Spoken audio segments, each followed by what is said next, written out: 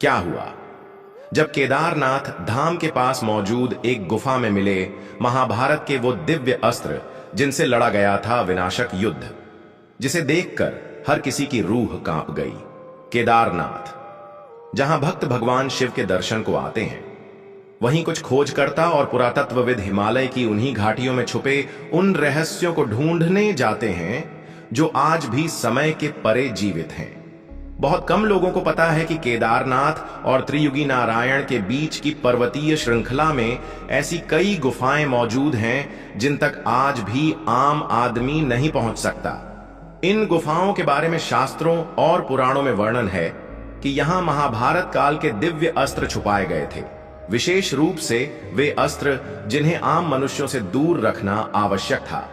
कुछ दशक पहले भारत सरकार और डीआरडीओ ने मिलकर एक उच्च गोपनीय सर्वेक्षण किया था, जिसमें केदारनाथ के आसपास के कुछ क्षेत्रों को भूचुंबकीय स्कैन से देखा गया। यह रिपोर्ट सार्वजनिक नहीं हुई, पर ऐसी अफवाहें फैलीं कि कुछ स्थानों पर बेहद असामान्य ऊर्जा स्रोत मिले जो किसी सामान्य धातु से नहीं जुड़े थे। यहां तक कि कुछ वैज्ञानिकों ने यह दावा भी किया कि इन गुफाओं में रेडियोधर्मी तत्वों की मौजूदगी मिली जो प्राकृतिक नहीं हो सकती। 2017 में नेपाल के एक साधु जो दशकों से हिमालय में तपस्या कर रहे थे, उन्होंने यह दावा किया था कि उन्होंने अश्वशक्ति और पाशुपतास्त्र जैसे अस्त्रों की ऊर्जा को महसूस किया है। उन्होंने बताया कि ये अस्त्र अभी भी हिमालय की किसी गुप्त गुफा में संरक्षित हैं और इनकी रक्षा स्वयं शिव के आदेश पर कुछ दिव्य आत्माएं करती हैं। गंगोत्री से लेकर केदारनाथ और बद्रीनाथ के बीच कई ऐसे इलाके हैं जहां लोगों ने असामान्य रोशनी, रहस्यमयी ध्वनियाओं और गुफाओं से निकलती ऊर्जा तरंगों को अनुभव किया है। स्थानीय लोग इन स्थानों को देवताओं का सुरक्षित क्षेत्र मानते हैं और यहां बिना अनुमति के प्रवेश करना निषिद्ध है। तो क्या वाकई महाभारत के विनाशकारी अस्त्र आज भी धरती पर मौजूद हैं? क्या ब्रह्मास्त्र और पाशुपतास्त्र जैसे अस्त्र अब भी इंतजार कर रहे हैं अपने योग्य धारक का?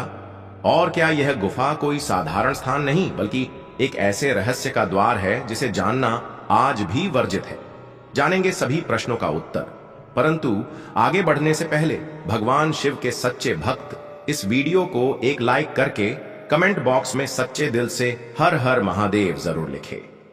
सनातन धर्म के ग्रंथों में वर्णित दिव्य अस्त्र शस्त्र केवल कल्पनाओं की उपज नहीं थे, बल्कि वे शक्तियां थीं जिनका संचालन केवल अत्यंत तपस्वी और योग्य योद्धा ही कर सकते थे। महाभारत युद्ध का वर्णन करते समय जिन अस्त्रों की बात की जाती है, ब्रह्मास्त्र, पाशुपतास्त्र, वज्र, नारायणास्त्र, नागास्त्र, वे केवल विनाश के प्रतीक नहीं थे, बल्कि ऊर्जा और चेतना के वैज्ञानिक रूप थे। अब सोचिए, अगर ये अस्त्र केवल कथा होते तो हजारों सालों तक उनकी चर्चा वेदों, उपनिषदों और पुराणों में जीवित कैसे रहती? हिमालय, जिसे तप का क्षेत्र माना गया है, उसी की गहराइयों में गुप्त रखे गए उन दिव्य शस्त्रों की चर्चा आज भी कुछ साधुओं की जुबान से सुनने को मिलती है। 1979 में भारत तिब्बत सीमा पुलिस द्वारा किए गए एक गुप्त सर्वेक्षण में उत्तराखंड के त्रियुगी नारायण और सोनप्रयाग के बीच स्थित एक दुर्गम क्षेत्र में ऐसी गुफाएं चिन्हित की गईं जिनमें सामान्य मानवीय उपस्थिति असंभव थी।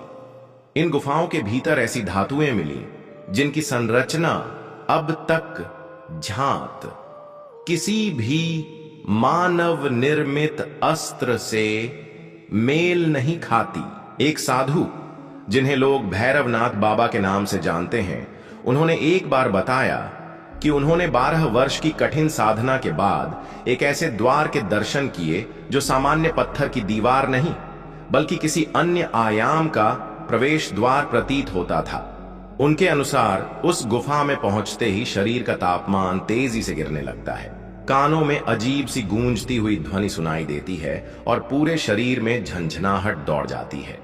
एक और चौंकाने वाली घटना 1997 की है, जब एक जापानी पर्वतारोही दल जो कैलाश पर्वत के रहस्य खोजने आया था, उसने गुप्त रूप से केदारनाथ के दक्षिण पूर्वी क्षेत्र में स्थित एक गुफा में प्रवेश किया। उस गुफा में उन्होंने कुछ चमकदार शिलाएं, रहस्यमयी चिन्ह और दीवारों पर उकेरी गई आकृतियां देखीं, जिनमें से एक में एक योद्धा को हाथ में ऊर्जा से बने धनुष और तीर के साथ दर्शाया गया था। यह चित्रण हूबहू उस ब्रह्मास्त्र की तरह था जैसा महाभारत में वर्णित है। भारतीय अंतरिक्ष अनुसंधान संगठन ISRO के कुछ वैज्ञानिकों ने भी उपग्रह इमेजरी से यह संकेत पाया कि बद्रीनाथ और केदारनाथ के बीच के क्षेत्र में कोई बड़ा भूगुहा नेटवर्क मौजूद है।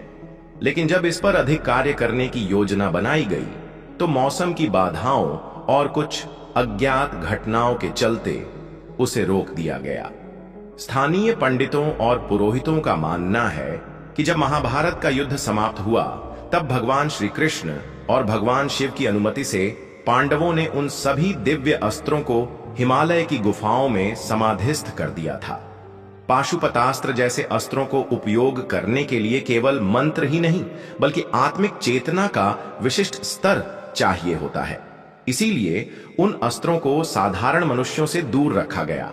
2012 में एक दिलचस्प घटना घटी जब एक युवा योगी ने बताया कि उसने ध्यानावस्था में एक ऐसे स्थान का दर्शन किया जहां तेजस्वी रोशनी में कुछ मंत्रोच्चारण गूंज रहे थे और बीच में एक शिला पर रखे थे 3 दिव्य अस्त्र, जिनमें से एक से लगातार गर्मी निकल रही थी, एक से बर्फ सी ठंडक और तीसरे से कंपन। बाद में जब उस योगी को वहां ले जाने की कोशिश की गई तो रास्ता ही अदृश्य हो गया। ऐसे कई संकेत मिले हैं कि ये अस्त्र किसी भौतिक रूप में न होकर एक ऊर्जा संरचना में बदले जा चुके हैं, जिन्हें केवल विशिष्ट तरंगों या मंत्रों से ही सक्रिय किया जा सकता है। और यही कारण है कि इन गुफाओं की रक्षा आज भी कोई साधारण संरचना नहीं कर रही, बल्कि दिव्य चेतनाएं स्वयं भगवान शिव के आदेश से इन रहस्यों की रक्षा कर रही हैं। कुछ साधु मानते हैं कि जब कलयुग अपने चरम पर पहुंचेगा और अधर्म का बोलबाला होगा तब ये अस्त्र फिर से सामने आएंगे, परंतु केवल एक सच्चे योद्धा के हाथों में। ये अस्त्र तब तक छुपे रहेंगे जब तक समय स्वयं उन्हें प्रकट करने का निर्णय नहीं लेता। अब सोचने वाली बात यह है, क्या कोई इन अस्त्रों की खोज में निकला है? क्या कुछ शक्तियां उन्हें पुनः पाने का प्रयास कर रही हैं? और क्या आज भी हिमालय की किसी गुफा में ब्रह्मास्त्र, पाशुपतास्त्र जैसे दिव्य शस्त्र शांत अवस्था में हैं? या उनका कंपन आज भी हमारे वातावरण को प्रभावित कर रहा है? इस रहस्य का उत्तर किसी एक के पास नहीं, परंतु संकेत चारों ओर बिखरे हैं। और जो लोग इन संकेतों को समझते हैं वे जानते हैं ये कोई पुरानी कथा नहीं बल्कि भविष्य की गूंज है। केदारनाथ धाम के ऊंचे शिखरों और गगनचुंबी चट्टानों के बीच वो रहस्य आज भी छिपा है, जिसे समझने की कोशिश करते हुए न जाने कितने साधक अपने जीवन को त्याग चुके हैं। परंतु समय समय पर ऐसी घटनाएं सामने आती हैं जो ये संकेत देती हैं कि महाभारत काल के वे दिव्य अस्त्र आज भी कहीं न कहीं अपनी शक्ति के साथ अस्तित्व में हैं। और सबसे चौंकाने वाला पहलू यह है कि कभी कभी उनका प्रभाव आज भी सामान्य जीवन में महसूस किया जाता है। 2015 में केदारनाथ यात्रा पर गए कुछ श्रद्धालुओं ने दावा किया कि मंदिर के पीछे की दिशा में उन्हें रात के समय अचानक एक नीले प्रकाश का तेज फव्वारा आकाश की ओर उठता हुआ दिखाई दिया। वो कोई साधारण प्रकाश नहीं था। उसे देखने के बाद कुछ लोगों ने उलझन, कुछ ने मंत्रमुग्धता और कुछ ने भय का अनुभव किया। स्थानीय साधुओं ने इसे दिव्य ऊर्जा के जागरण की निशानी बताया। एक और घटना 2021 की गर्मियों में घटी, जब एक साधु बाबा जो वर्षों से मंदिर के पीछे स्थित दुर्गम क्षेत्रों में साधना कर रहे थे, अचानक से एक दिन बदले हुए स्वर में बोले, अब वो समय आ रहा है जब दिव्य अस्त्रों की छाया फिर से पृथ्वी पर पड़ेगी। मानवता की परीक्षा फिर शुरू होने वाली है। उनका शरीर अस्वस्थ था, लेकिन उनकी आंखों में वह तेज था जिसे देखकर वहां मौजूद हर व्यक्ति का रोम रोम सिहर गया।